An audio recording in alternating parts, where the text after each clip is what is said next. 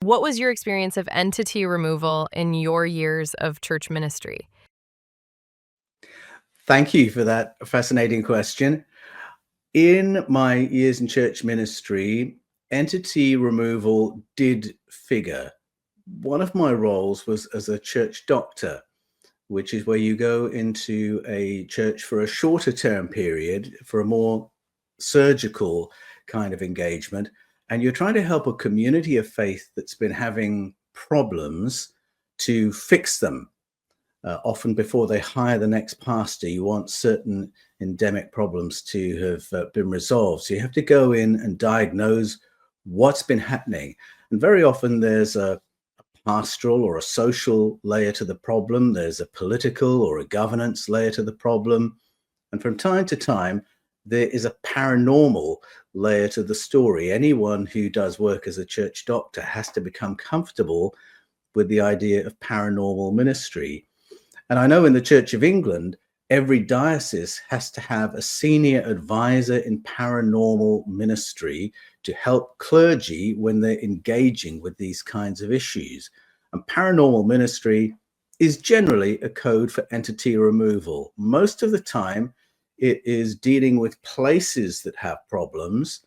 And then from time to time, you might need to deal with a family or a household who might have attachment problems. So it was an aspect of my work for 33 years.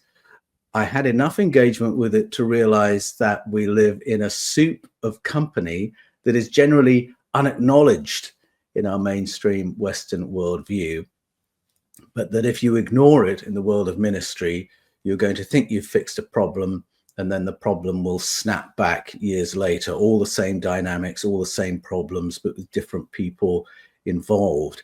And sometimes it can involve patterns of sickness, patterns of group toxicity, patterns of mental illness.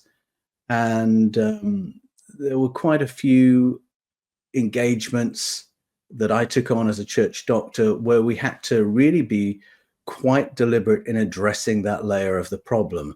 And often I didn't do it on my own. I would do it in collaboration with adjacent parish priests, with diocesan specialists.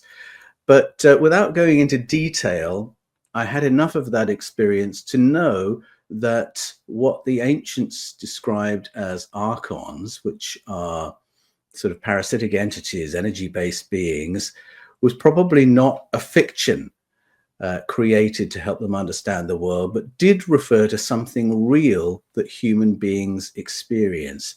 So I'll probably just leave it there and say, I know those things are very real. It's been part of my work. It has informed and changed my worldview so that I realized that the universe is more layered with company than ever you or I were taught at school. Paul Wallis is an internationally best-selling author, researcher, and scholar of ancient mythologies. Over the last decade, Paul's work has probed the world's mythologies and ancestral narratives for the insights they hold on our origins as a species and our potential as human beings. As a senior churchman, Paul served as a church doctor, a theological educator, and an archdeacon in the Anglican Church in Australia. Paul's work in church ministry has included training pastors in the interpretation of biblical texts. His work in biblical translation and interpretation has revealed a forgotten layer of ancient story, with far-reaching implications for our understanding of human origins and our place in the cosmos.